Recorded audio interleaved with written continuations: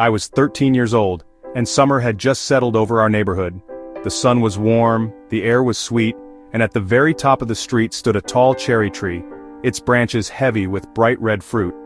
The tree belonged to our neighbor, but every time I walked by, my eyes were drawn to those cherries, shiny, plump, and tempting as jewels.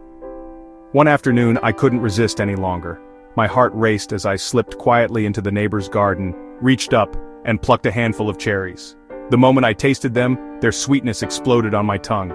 I felt guilty, yes, but also thrilled. The next day I did it again, and the day after that. What began as a single daring act became a secret routine. For an entire month I crept into that garden almost every day, filling my pockets with cherries. Each time I came home, my mother asked, "Sood, where did you get these cherries?" And every time I lied, "From my friend's house, Mama." It was such a small lie, I thought. Nobody would ever know. But fate has a way of uncovering secrets. One evening we had a guest for dinner. The table was set, the food prepared, but I felt the urge once more. I slipped out, stole another bowl full of cherries, and proudly placed them in front of our guest, thinking they would make the table look even more welcoming. As soon as the man saw the cherries, his smile froze. His eyes lingered on the fruit, then turned slowly to me.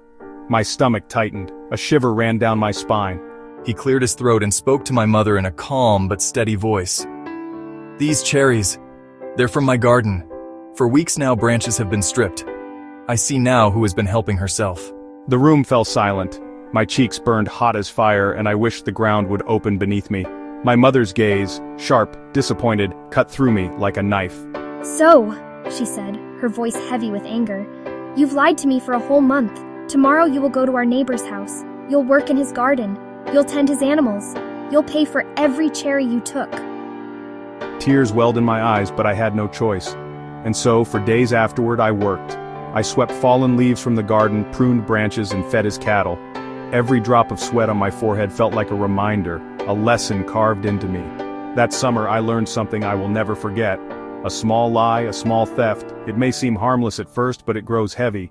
One day it will catch up with you and the truth will stand staring you in the face. But I also learned something else. Mistakes, as painful as they are, can help you grow, if you're willing to carry their lessons in your heart.